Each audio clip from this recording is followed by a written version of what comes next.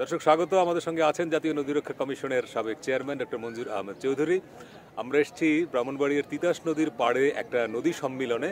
Sir, এখানে কেন এলেন এবং কি দেখছেন? এবং আপনি তিতাস নদীর পাড়েই দাঁড়িয়ে আছেন এবং দীর্ঘদিন আপনি নদী রক্ষা কমিশনের চেয়ারম্যান ছিলেন। শুধু না, আপনি নদী রক্ষা আন্দোলনের একজন খুবই, আমরা কি বলবো, কর্মী, মানে একজন সাহসী কর্মী।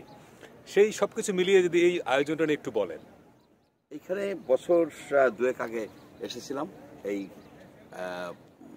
ব্রাহ্মণবাড়িয়ায়, এই তিতাস নদীর ভিতর দিয়ে আমরা গিয়েছিলাম। ওইখানে একটা খাল আছে, তখন এখানে অনেক কচুরি পানা ছিল। ডিসি সাহেব আমাদেরকে নিয়ে গেলেন এবং তিতাস নদীটার প্রতি আমার একটা অন্য ধরনের আকর্ষণ আছে। তিতাস একটি নদীর নাম, অদ্বৈত বর্মনের সেই উপন্যাস, সেই তিতাস নদীর পাড়ে আজকে আবার এসেছি।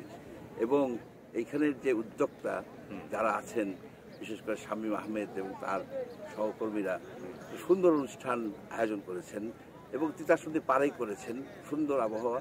সুতরাং আমি এখানে আসতে পেরে আনন্দিত এবং তাদেরকে প্রতি ধন্যবাদ জানাই যে তারা এই ধরনের একটা অনুষ্ঠান, এই সময় যখন রাজনৈতিক ডামাডোলে সারা বাংলাদেশ কাঁপছে, তখন তারা নদী রক্ষার জন্য এবং নদীর পাড়েই তারা এটা করেছেন। এই জন্য এটা খুব সিগনিফিক্যান্ট মনে হচ্ছে আমার। এবং বলা হয় যে নদী রক্ষা করতে গেলে আপনাকে নদীর পাড়ে যেতে হবে, মানে ঢাকা শহরে বসে বা এসি রুমের মধ্যে বসে নদী রক্ষা হবে না আসলে। এবং সেটাই ওনারা করছেন এবং নদীর পাড়ে আসতে পেরে আমি আবারও খুব ভালো লাগছে।